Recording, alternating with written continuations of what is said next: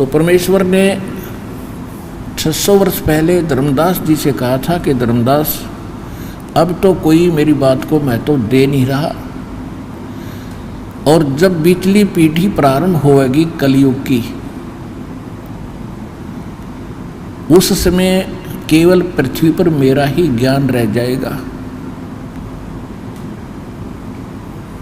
और पूरा विश्व मुझे पहचानेगा। सभी सतनाम का जाप करके कल्याण कराएंगे। एक ही ज्ञान रहेगा, एक ही भगवान रहेगा। अब जो है हजारों वर्षों तक ये चलेगा, लगभग 4-5 हजार वर्ष तक ये भक्ति मार्ग चलेगा। पूरे विश्व में शांति होगी, पूरा विश्व में सतयुग जैसा माहौल होगा।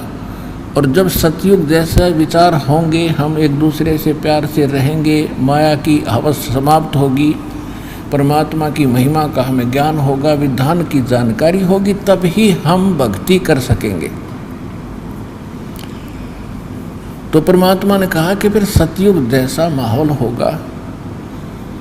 तो ये बात धर्मदास जी का यकीन नहीं हो रहा था कि एक तरफ तो मालिक आप कह रहे हो कि कलयुग में बहुत बुरा हाल होगा, हाहाकार मच जाएगी, और आप कह रहे हो कि उस समय फिर बात बनेगी। ऐसा ये परिवर्तन कैसे होगा?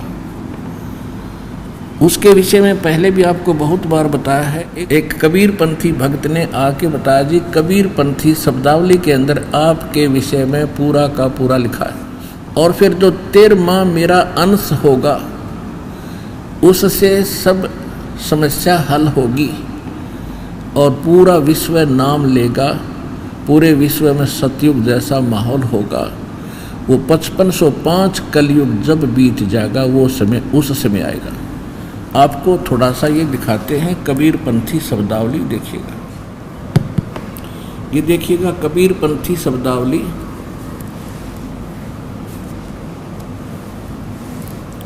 कबीर पंथी शब्दावली। और कबीर पंथी शब्दावली,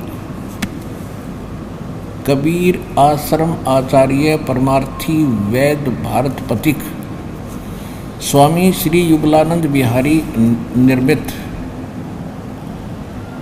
मुद्रक एवं प्रकाशक हैं खेमरा श्री कृष्ण दास, अध्यक्ष श्री वेंकटेश्वर प्रेस, खेमरा श्री कृष्ण दास मार्ग, मुंबई।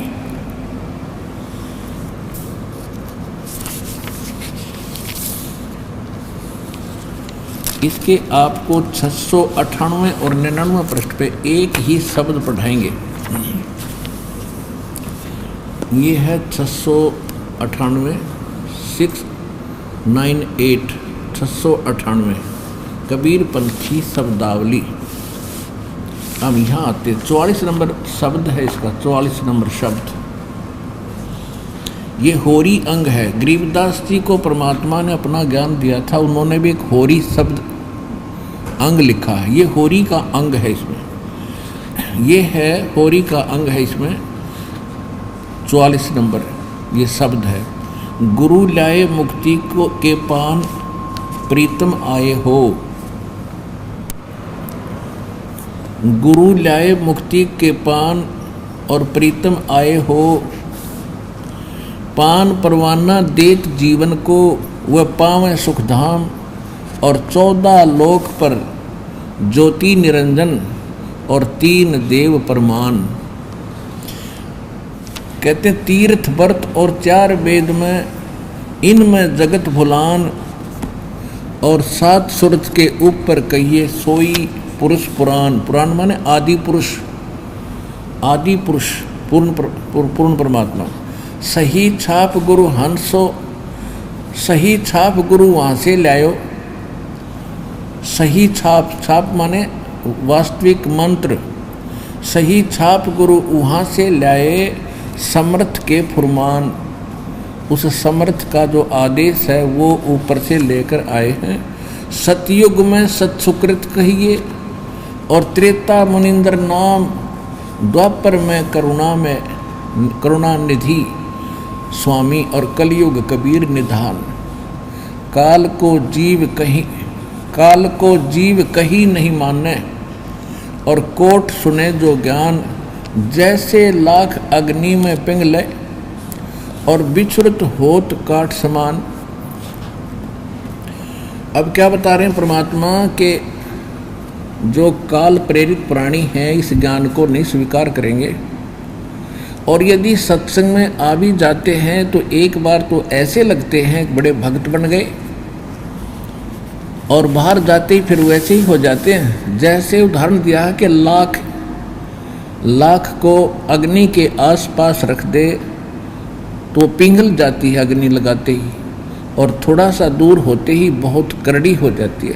तो ये बता रहे हैं कि जो भक्त आत्मा होंगे वो तो एक बार लग गए इस मार्ग पर उल्टे नहीं हटते, और जो डुप्लीकेट भक्त होते हैं वो लाख कैसे होते हैं, सत्संग में आए भगत दिखाई देते हैं और बाहर जाते फिर वही ज्यों के त्यों हो जाते हैं। फिर आगे क्या बताते हैं कि सतयुग में सत्सुकृत कहिए, त्रेता मुनिंदर नाम, द्वापर में करुणा में निधि स्वामी, करुणा निधि, और कलयुग कबीर निधान, काल को जीव कहीं नहीं माने, काल का जो जीव है वो कहीं नहीं माने, और कोट सुने जो ज्ञान, और जैसे लाख अग्नि में पिघले बिछुरत हो काट समान, अग्नि से दूर होते ही करड़ा हो जाता है। जे कर्ता से, जिस कर्ता से सब जग उपजो, और भूलो ठोर ठिकान, जुगन जुगन के बिछुड़े हंसा फिर भेंटे पुरुष पुराण। क्या बता रहे हैं परमात्मा के युगों युगों से आप परमात्मा से दूर हो चुके हो,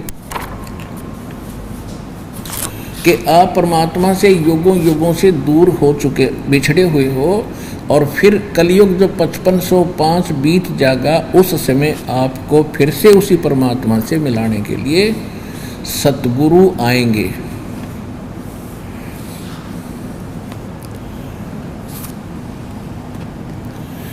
जो कहते हैं जो जे कर्ता से सब जग उपजो, जे माने जिस कर्ता से सब जग उपजो, भूलो ठोर ठिकान, और जुगन जुगन के बिछुड़े हंसा भेंटे पुरुष पुराण। पुरुष पुराण माने आधी परमात्मा, और 13 पीढ़ी 13 पीढ़ी ज्ञान रजधानी, और 2 दीन ले पान।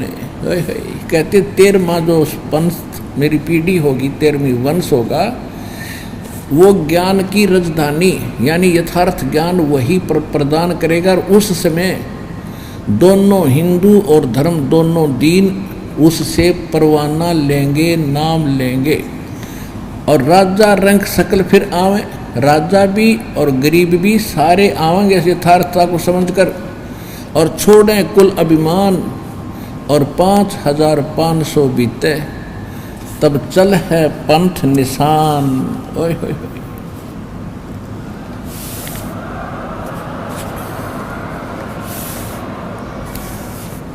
कहते हैं जब 5505 कलयुग बीतते, जब 13वां वंश मेरा आवेगा, 13वीं पीढ़ी, 12 पंथ तो काल भ्रमित करेगा, 12 को तो होंगे वो कबीर परमेश्वर के ही बच्चे, प्रधान जहाँ से होता है, भाग्य फिर आगे चल के नकली हो जाते हैं। तो ऐसे वो 12 पंथ काल के फेंट में चढ़ गए, और 13वीं पीढ़ी जो मेरी आवेगी वो ज्ञान की राजधानी होगी, यानी सर्वश्रेष्ठ ज्ञान होगा।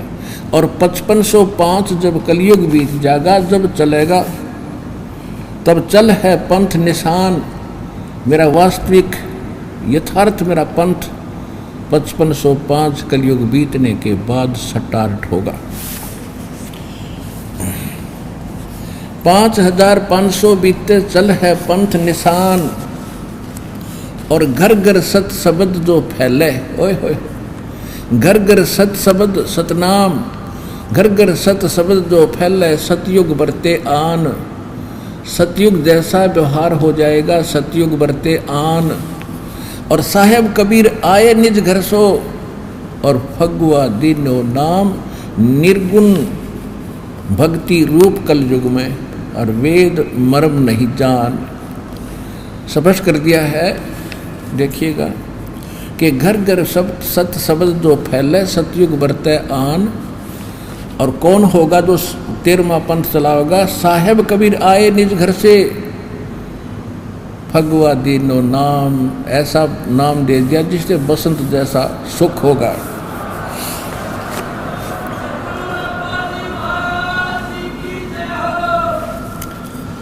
एक तो पुण्यात्माओं कहा जाता है, कहना तो बहुत आसान होता है, लेकिन ये हो रहा है, आपके सामने हो रहा है। और कितना प्रचार बंदी छोड़ के बच्चे, जिसको ये ज्ञान समझ में आ जाता है, वो अपना मूल उद्देश्य समझ लेता है इस जीवन का कि अपने बहन भाइयों तक ये ज्ञान पहुंचाऊं। दास को मालूम है कितना हमने इसमें संकट झेलना पड़ रहा है। जहाँ भी हमारे बच्चे अपने भाई बहनों के उनके परमार्थ के लिए जाते हैं, काल से प्रेरित परमात्मा ही के बच्चे हमारे ही भाई बहनों को पीटते हैं, मारते हैं, बुरा भला कहते हैं, और ये फिर भी संघर्ष कर रहे हैं कि उनको मालूम है कि उनको अभी ज्ञान नहीं है, फिर वो भी हमारी तरह लग जाएंगे, प्रचार के लिए करेंगे। तो अब कितना संघर्ष करना पड़ रहा है। और परमात्मा कहते हैं घर घर ज्ञान फैलेगा। अब करोड़ों की संख्या में भक्तों ने ज्ञान गंगा पुस्तक वितरित कर दी है, और जिसका परिणाम आप देख रहे हो, परमात्मा के हंस उमड़ उमड़ कर आ रहे हैं। तो ये अब वो समय आ गया है जो परमात्मा ने बोला था, और सभी महापुरुषों ने, बहुत से भविष्य वक्ताओं ने भी इसके विषय में जानकारी दी है। वो समय अब आ चुका है। आपका कर्तव्य है, प्रत्येक भाई बहन जिसके ज्ञान समझ में आया है, पर तो अपने साथ में, अपने कुटुंब में, रिश्तेदारी में, कोई मित्र प्यारे में अवश्य ये चर्चा चलावे और ये ज्ञान समझाए। क्योंकि प्रथम बार आप जिक्र करते हो तो अवश्य वो व्यक्ति आपसे विरोध भी करेगा, लेकिन आपने शांत रहना पड़ेगा। आपको मालूम है जब तक ज्ञान समझ में नहीं आता तब तक ऐसे ही बोलेगा, और जब ज्ञान समझ में आने के बाद आपके साथ हो लेगा।